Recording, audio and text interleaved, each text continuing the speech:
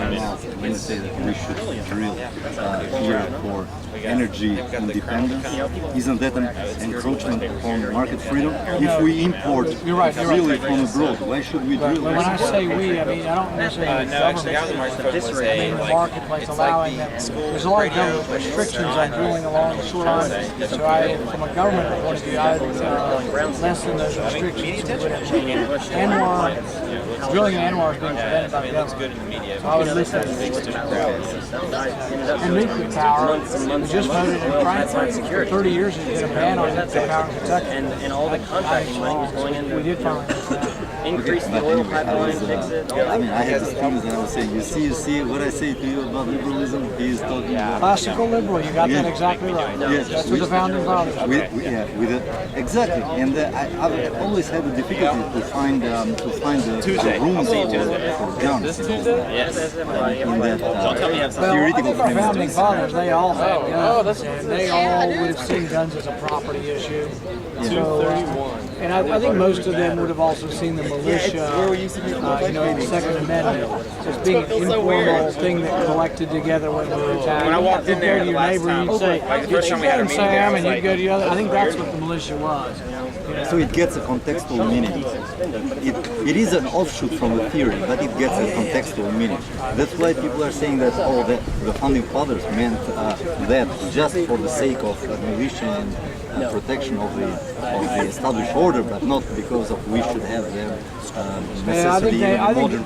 I think if we had founding fathers here and we interviewed them, and they said, "Do you think you have a right to have a gun in your house?" They couldn't even imagine not having a gun in their house because it was part of their. Everybody had a gun to shoot whatever was crawling around for food. I mean, everybody lived with a gun. A gun was a part of the way of life back then. So I don't think they could ever imagine not having it. And the very last thing is that you said that capitalism is it's a great system. I mean, this is. I like your father. I like you. My students. None of them is here. Guy here, no? How much I profess liberalism and capitalist liberalism. It's the only point that it's a little difficult to see them from a value perspective. As you said, capitalism is productive, and because it's productive, it can distribute more than an egalitarian system like socialism. The guys know. I mean, I've lived 25 years of my life in a socialist regime. I wanted to work twice, but and increase productivity. Productivity was not an issue. Equality was an issue. So no one cared about productivity. Everybody cared about equality because there were systems built on the assumption that equality is good. Here, it's a system where the assumption is different. The assumption is Well, I think one thing that helps our society work is that if you interview or do a poll of all of America, I would say that probably 80% of America believes that we are our brother's keeper, sort of a Christian, sort of that we should take care of people and that we should help those in need. So I think that's why our system works. If it were the opposite, if you had capitalism and 80% of people said, no, let people do whatever, we don't care if there's people lying in the street that are blind and with no legs, then I think it would have a tougher time with capitalism. And also, you can have some safety net that would be locally. Like there's no rule that says Fayette County couldn't have Fayette County welfare. I don't want any federal welfare.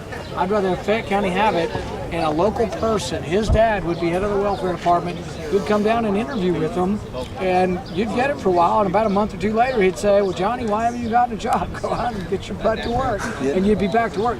When the federal government does it, it becomes so inclusive that you get it forever. And then generation after generation doesn't work, So, but local control would be better, but then you would still have some kind of social security net or whatever, but make it more local, make it where the local person knows those people coming in and admonishes them to go back to work. No, this country actually has implemented, has adopted from traditional conservatism what is called charity, which is first assuming that we have a stratified society. It's God-given.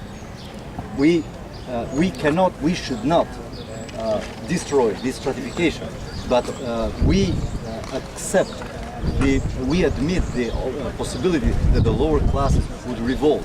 So let's build some institutions away from the government, like charities or church or this, even sometimes not necessarily religious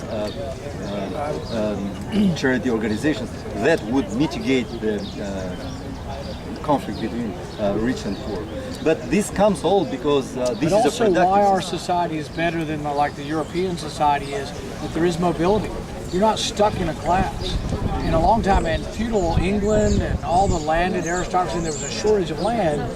There was that animosity between classes. The thing is we don't all know what class we're in. And you might be from a poor family, but you might be rich in the next generation. I mean, that's how easy it is. And you can't, Bill Gates is probably a bad example because none of us are going to be Bill Gates. I mean, probably not. But some people will be in this crowd right here. Some people will be pretty wealthy and some won't be very wealthy. But they can get there through hard work, sometimes luck, sometimes connections. But I think we do have great mobility among classes, and it's not static from generation to generation. It's not that. Actually, it's overestimated. Empirical evidence shows that it's very, very low. I would disagree. And I would say the people who are stuck and don't have mobility are the ones that get stuck on welfare. The generations of people who are stuck on welfare, they don't have the mobility, but they're losing and being sapped of their drive by being coddled by government. Take away the coddling, make them work, and people will do better. They'll feel better about themselves if they work. I think that we have great